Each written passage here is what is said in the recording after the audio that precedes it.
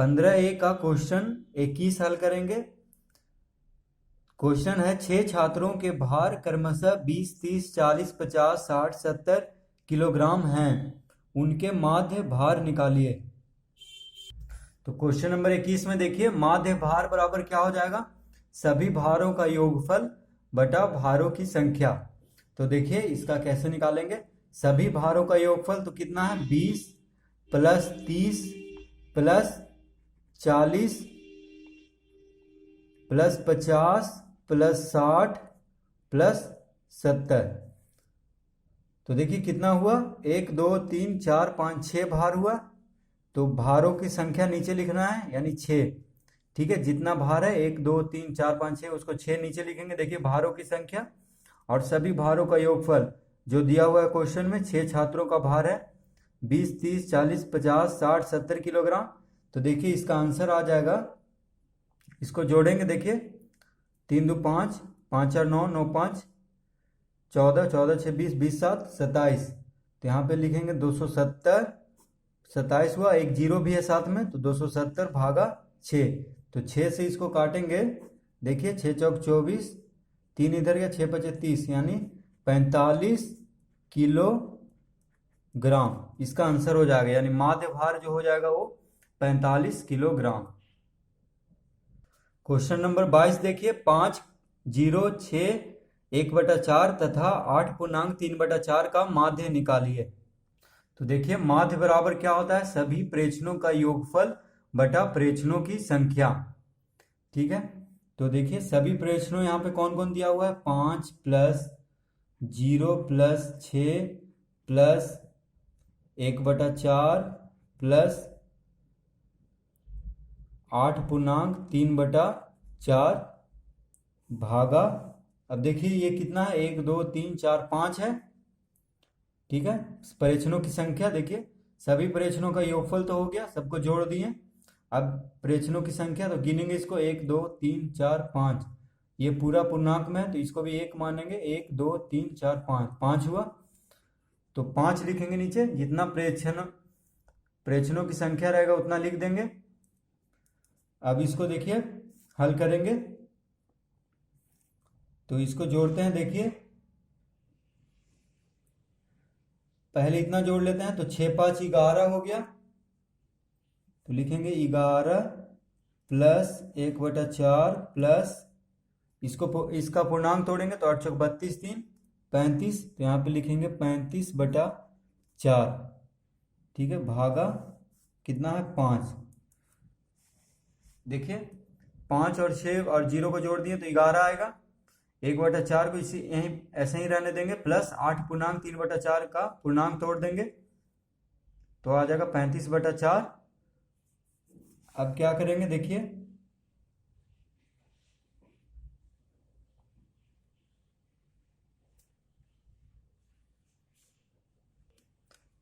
अब देखिए इसका हम लघुत्तम लेंगे 4। ये दो यहाँ पे कुछ नहीं, नीचे है तो 1 है, तो इसका लघुत्तम हो जाएगा 4। देखिए 4 4 का लघुत्तम 4।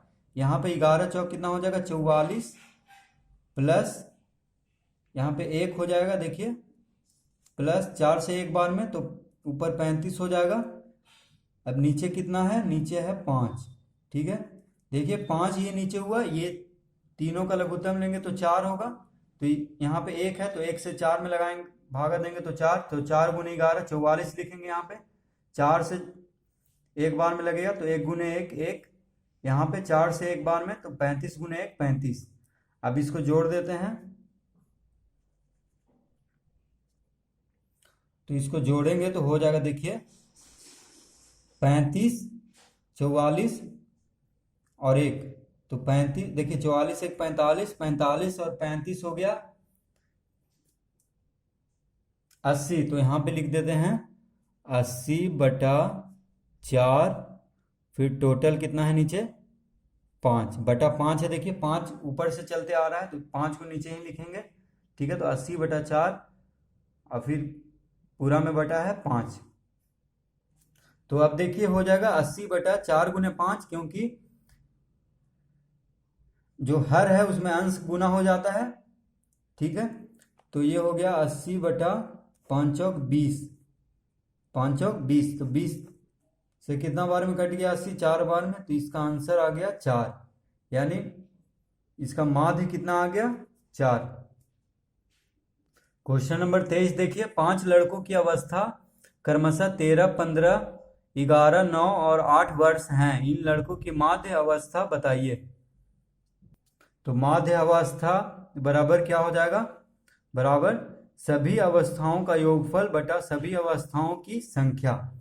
तो देखिए सभी अवस्थाओं का योगफल क्या क्या है, 13 प्लस 15 प्लस 11 प्लस 9 प्लस 8। तो सबको जोड़ देंगे, देखिए 13 प्लस 15 प्लस 11 प्लस 9 प्लस 8 बटा सभी अवस्थाओं की संख्या। तो कितना है, देखिए 1 2 3 4 5, तो नीचे 5 से भागा करेंगे तो इसका माध्य अवस्था निकल जाएगा। अब इसको जोड़ेंगे, देखिए तो इसको जोड़ेंगे तो 5 3 8, 8 1 9, 9 9 18, 18 8 26, तो यहाँ पे 6 देंगे, हाथ में रहा 2, तो 2 1 3 4 5, तो 5 यहाँ देंगे यानी 56 हो जाएगा। 56 भागा 5, तो 56 भागा जब 5 करेंगे, 5 से 56 में भागा देंगे तो आ जाएगा 11। देखिए 11 पचे 55 होता है, 1 बचेगा तो फिर 0.2, फिर एक 0 देंगे तो 5 दूनी 10, यानी 11.2 वर्ष इसका क्या हो जाएगा, माध्य अवस्था।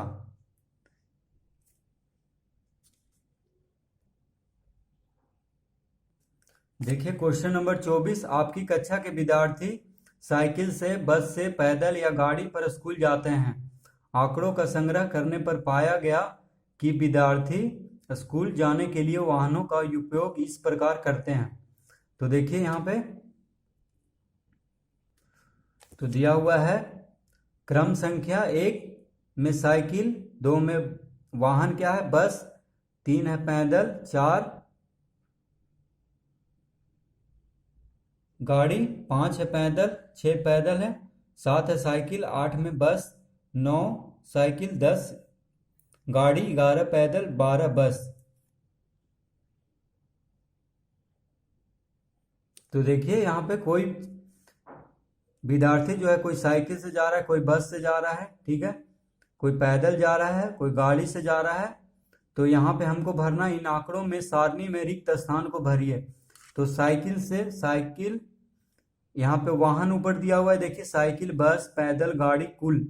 तो साइकिल का बारंबारता कितना है, तो देखिए साइकिल यहाँ पे आया है 1 बार, और साइकिल कहाँ पे है 2 बार, और एक यहाँ पे है 3 बार। तो हम यहाँ पे क्या भर देंगे 3, यानी साइकिल का बारंबारता हो गया 3। आप इसको कॉपी पे बना के भरिएगा, हम किताब में ही भर देते हैं, ठीक है। अब देखिए बस कितना है 1 2 और 3, बस भी 3 है तो यहाँ पे हम 3 भरेंगे। पैदल, तो पैदल कितना कितना है 1 2 3 और 4, तो पैदल का बारंबारता कितना हो गया 4। गाड़ी देखिए, तो गाड़ी में 1 2, गाड़ी बस 2 ही है तो यहाँ पे हम 2 भरेंगे, ठीक है। अब देखिए कुल, तो कुल इसको जोड़ेंगे तो 3 3 6, 6 4 10, 10 2 12, इसको जोड़ेंगे, देखिए 3 3 6, 6 4 10, 10 2 12, तो यहाँ पे हम कुल में क्या भरेंगे 12। तो इस तरह देखिए ये बस इसको भरना है।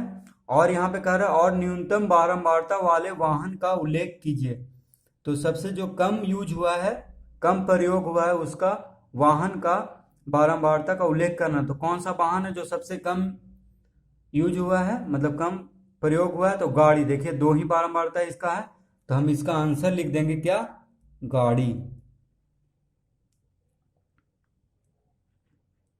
ठीक है। तो देखिए पहले भर देंगे फिर इसका आंसर क्या लिखेंगे, गाड़ी। बस इसको ऐसे ही बनाना है। अब क्वेश्चन नंबर 25 देखिए, किसी महीने में एक विद्यार्थी द्वारा प्रतिदिन हल किए गए प्रश्नों की संख्या निम्नलिखित है।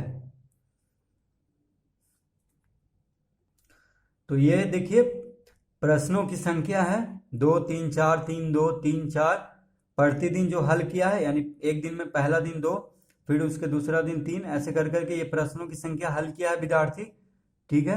तो इन आंकड़ों से सारणी में रिक्त स्थान को भरिए। तो क्या कह रहा है, देखिए प्रश्नों की संख्या 0, तो 0 की बारंबारता कितना है, तो 0 देखेंगे यहाँ पे कितना बार रिपीट हुआ है। तो देखिए 0 को ढूंढते हैं, 1 बार, 2 बार, 3 बार। तो 0 की बारंबारता कितना हो गई, यहाँ पे 3 भरेंगे। ठीक है, आप लोग कॉपी में इसको भर लीजिएगा बना के, ऐसा इस तरह का बॉक्स बना लीजिएगा। अब 1 का देखते हैं, तो 1 का बारंबारता कितना है, तो 1 इसमें ढूंढेंगे आप। तो देखिए 1 यहाँ मिला, 1 2 3 4 और 1 5, तो यहाँ पे हम कितना भरेंगे, 5। ठीक है, अब देखिए 2 का बारंबारता कितना है, तो 2 कितना बार है उसको गिनेंगे, 1 2 3 4 5 6 7, तो 2 का बारंबारता कितना हो गया, 7, तो यहाँ पे हम 7 भरेंगे। 3 का देखिए, 3 को अब ढूंढेंगे, तो 1 2 3 4 5 6 7, तो 3 का भी बारंबारता कितना है, 7 है, तो यहाँ पे हम 7 भर देंगे। अब 4 का देखिए, 1 2 3 4 5, तो 4 का बारंबारता कितना हो गया, 5। अब 5 का देखेंगे, तो 5 इसमें कहाँ है उसको ढूंढेंगे।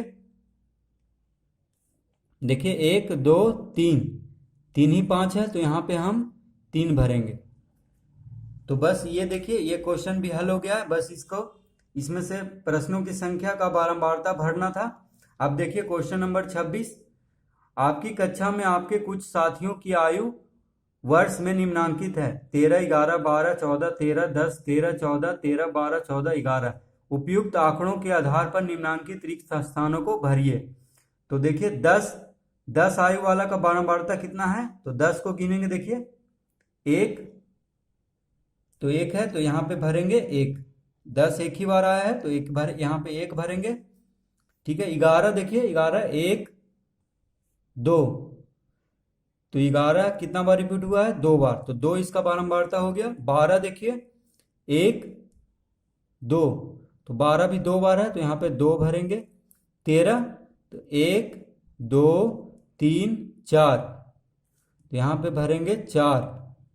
14 1 2 3, 14 3 बार आया है, तो 3 यहाँ पे भर देंगे। तो ये भी देखिए प्रश्न 26 भी हल हो चुका है।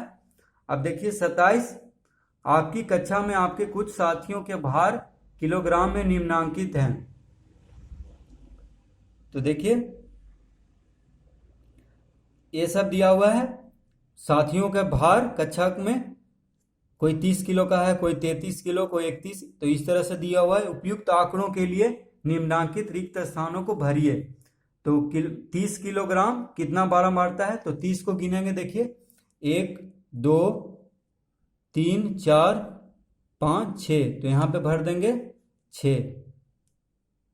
31 देखिए, 1 2 3 4 5 6 7, तो 31 का बारंबारता हो गया 7। 32, तो 32 यहाँ पे गिनेंगे, 1 2 3 4, तो 32 का बारंबारता हो गया 4। 33, 1 2 3 4 5, तो 33 का बारंबारता हो गया 5। तो इस तरह से देखिए क्वेश्चन नंबर 27 भी हल हो गया है।